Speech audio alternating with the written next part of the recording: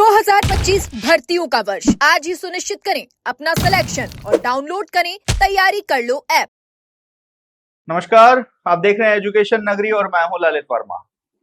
देखिए, रीट लेवल 2 का परिणाम एक ऐसी मुसीबत बन चुका है जो आए दिन नए नए विवाद खड़े करती है। आपको बता दें कि 2022 में हुई इस भर्ती परीक्षा में पहले सवालों का ऐसा उलझन खड़ी हुई जिसके चलते युवाओं को कोर्ट जाना पड़ा और कोर्ट से कमेटी का गठन होने के बाद 18 सवालों में बदलाव किया गया। इस बदलाव के चलते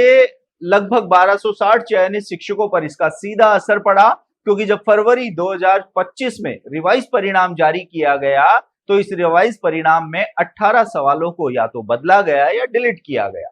जिसके चलते जो अभ्यर्थी योग्य होने के बावजूद भी नियुक्ति से वंचित रह गए थे उनको राहत मिली और उनकी नियुक्ति का रास्ता साफ हुआ। हालांकि इसका सीधा सीधा असर 1260 चयनित शिक्षकों पर पड़ा और उनके नौकरी करते हुए लगभग जहां 1 से 1.5 साल का समय हुआ था उनके बाहर होने का खतरा मंडराने लगा, जो अभी भी मंडरा रहा है, क्योंकि सरकार की ओर से शैडो पोस्ट को लेकर अभी तक कोई फैसला नहीं लिया गया है।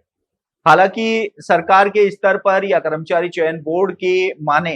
तो सरकार शैडो पोस्ट पर काम कर रही है और जल्द ही इन शिक्षकों को शैडो पोस्ट की सौगात मिलेगी। यानी कि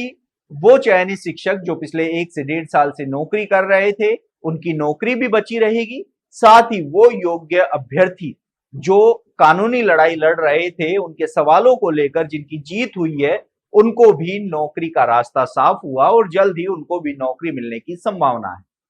लेकिन इसके बीच अब एक नया विवाद खड़ा हो गया है। आपको बता दें कि हाईकोर्ट में अब वो अभ्यर्थी पहुंच चुके हैं जिन अभ्यर्थियों के नंबर चयनित शिक्षकों से ज्यादा हैं।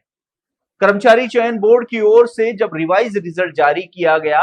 तब उस भर्ती के तमाम अभ्यर्थियों का स्कोर कार्ड जारी किया गया, जिससे वे साफ देख सकते थे कि चयनित शिक्षकों के नंबर कितने हैं और जो अभ्यर्थी दोबारा इस नियुक्ति में आ रहे हैं उनके नंबर कितने हैं, साथ ही जो कतार में खड़े हुए हैं उनके नंबर भी कितने हैं। अब सवाल ये उलझता जा रहा है कि आखिर चयनित शिक्षक जो शैडो पोस्ट की मांग को लेकर लगातार संघर्ष कर रहे हैं, सरकार भी उनको लेकर सीरियस नजर आ रही है, उनके नंबर और जो अब इस भर्ती में पास हुए हैं उनके नंबरों में कुछ बदलाव हुआ है, क्योंकि सवाल डिलीट हुए हैं और बदले गए हैं। हालांकि जब रिवाइज परिणाम जारी किया गया और उसके बाद कर्मचारी चयन बोर्ड की ओर से 1 गुना परिणाम जारी किया गया, उसमें यह देखने को मिला कि जो 2 गुना की लिस्ट में शामिल अभ्यर्थी थे जिनका चयन 1260 पदों पर तो हो रहा है, लेकिन उसके बाद जो अभ्यर्थी हैं उनके नंबर भी चयनित शिक्षकों से ज्यादा थे, जिसके बाद उन्होंने हाईकोर्ट का रुख किया और हाईकोर्ट ने एक बड़ा फैसला देते हुए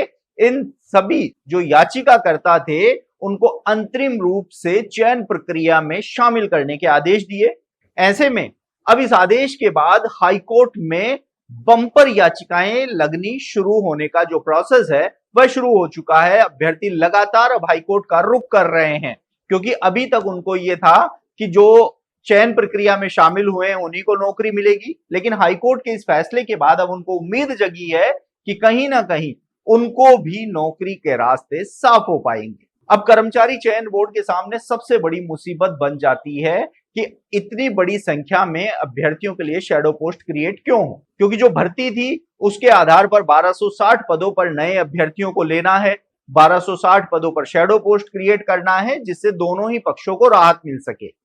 लेकिन अब सबसे बड़ी मुसीबत यह है कि जो अभ्यर्थी कोर्ट जा रहे हैं, कोर्ट से राहत लेकर आ रहे हैं, ऐसे अभ्यर्थियों के लिए अब शिक्षा विभाग और कर्मचारी चयन बोर्ड कौन सा बीच का रास्ता निकालेगा, ये सबसे बड़ा सवाल है। हाईकोर्ट में याचिकाएं लगना शुरू हो चुकी हैं। हालांकि पहले 5-6 याचिकाकर्ताओं के ही याचिकाओं पर हाईकोर्ट ने आदेश दिया था, लेकिन अब बड़ी संख्या में याचिकाएं लगना शुरू हो चुकी हैं। ऐसे में अब देखना होगा कि रीट 2022 जो लेवल 2 की भर्ती है उसमें आगे क्या होता है। क्या ये इसी तरीके से कानूनी पचड़े में फंसती हुई नजर आएगी या शिक्षा विभाग या कर्मचारी चयन बोर्ड इसका कोई रास्ता निकाल पाएंगे। आप देखते रहिए एजुकेशन नगरी, मैं हूं ललित वर्मा।